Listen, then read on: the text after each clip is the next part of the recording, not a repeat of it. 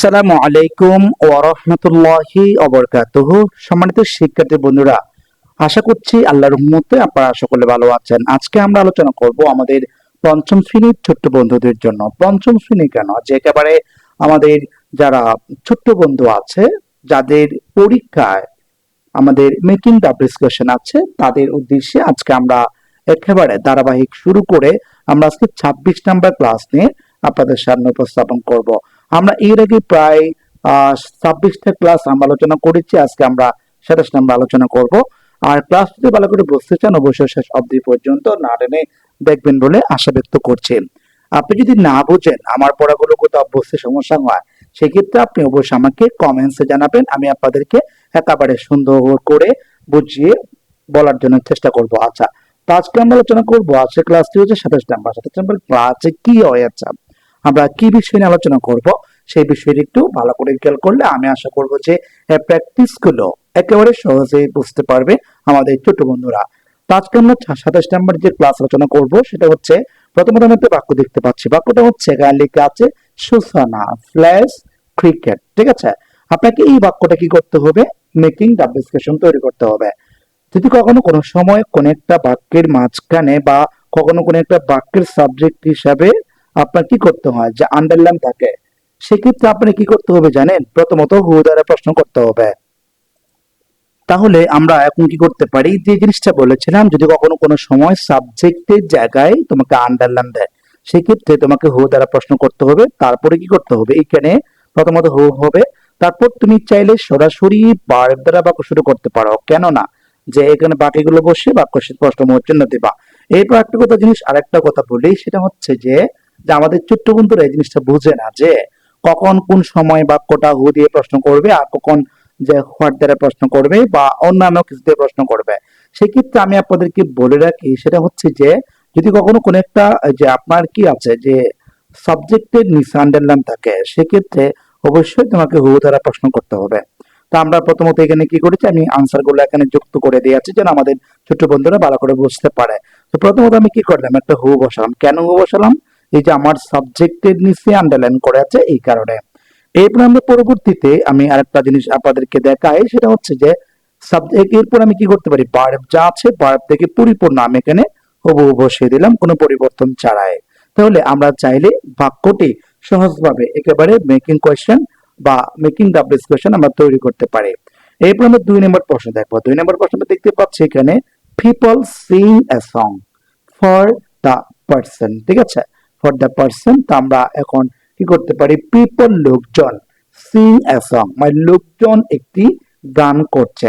আচ্ছা, তো যেহেতু গান করছে, তাহলে লোকজন কি করছে, ঠিক আছে, তা আমি লোকজন গান করছে, সেক্ষেত্রে আমি প্রথমত যেহেতু এখানে কি করছে এভাবে প্রশ্ন করতে হবে, সেক্ষেত্রে আমি বি নাম্বারটা উত্তরের ক্ষেত্রে প্রথমত কি দিয়েছে, আমরা হোয়াট দিয়েছি।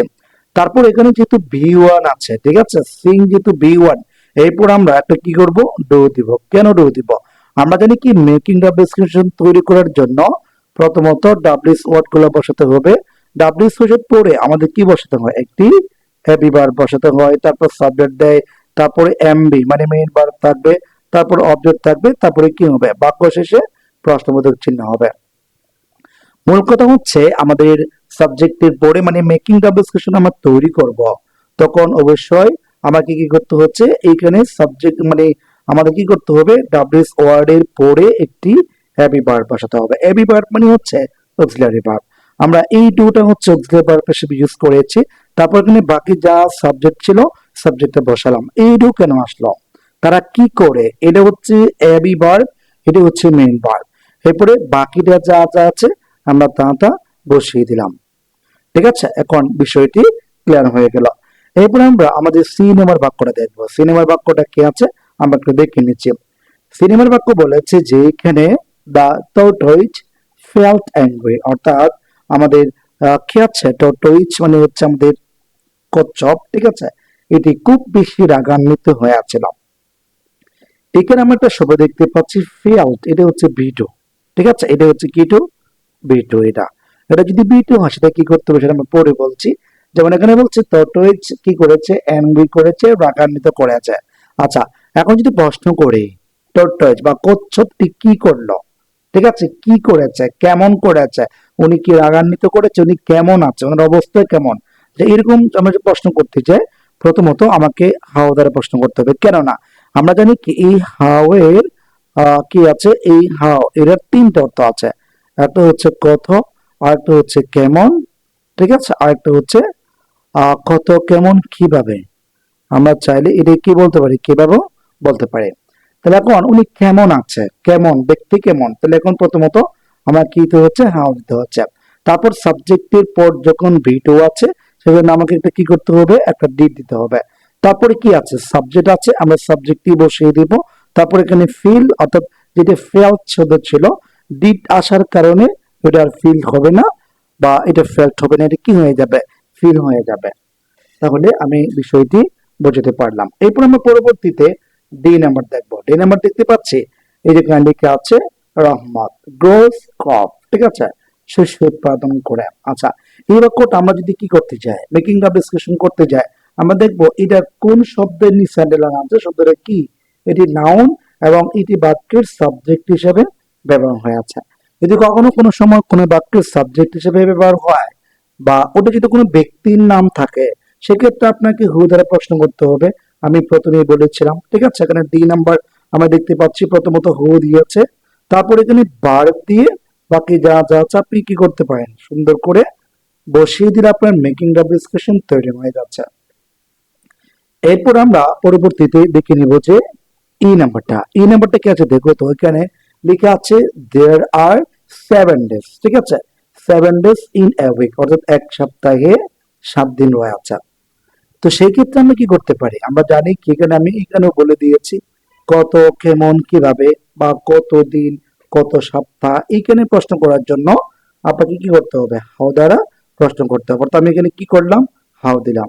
তারপরে বলছি ড্যাশ, মানে হাউ মানে কত দিন, আমরা যদি কি কত পরিমাণ, তখন আমরা কি বসে, হাউ মাছ, ঠিক আছে, হাউ মাছ। আমরা যখন কতদিন বলবো তখন কি করতে হবে, how many dash, how many days মানে কতদিন, ঠিক আছে, এভাবে করে আমরা করতে পারি। তো এই জন্য বলছি এখানে হাউ মেনি ডেজ, তারপর মানে কতদিন, আর বলেছি না, এয়ারটা কোত্থেকে আসলে, এই যেখানে দেখছেন এখানে একটা আর আছে, এয়ারটা এখানে দিব, তারপর এখানে সাবজেক্ট যেটা আছে এই সাবজেক্টটা বসিয়ে দেব, তারপর বাকি অংশ যা ছিল আন্ডারলাইন ব্যতীত তা বসিয়ে দিব। অর্থাৎ আন্ডারলাইন যেখানে থাকবে সেখানে, অর্থাৎ ওই শব্দটি আপনার মেকিং ডাব্লিউ কোয়েশ্চেন করার ক্ষেত্রে বসাতে হবে না, বাকিগুলো আপনি বসাবেন।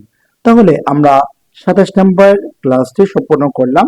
আপনি যদি ক্লাসটি ভালো করে বুঝতে চান অবশ্যই শেষ অবধি পর্যন্ত না টেনে একটু একটু দেখবেন, এবং এই ক্লাসের উপরে অর্থাৎ রাইট ফ্রম ভার্বস এর উপর বা মেকিং দ্য ডিসকাশনের উপর আমি অনেকগুলো ক্লাস রেকর্ড করেছি বা রেকর্ড করে আমার ইউটিউব চ্যানেলে আমি আপলোড করেছি। আপনারা যদি মন চায় ওইখান থেকে বা শুরু থেকে ক্লাসগুলি দেখে আসতে পারেন, আপনার জন্য অত্যন্ত ভালো হবে। তো আজকে ক্লাসটি এখানে শেষ করব। সবাই ভালো থাকবেন, সুস্থ থাকবেন। আসসালামু আলাইকুম ওয়া রাহমাতুল্লাহ।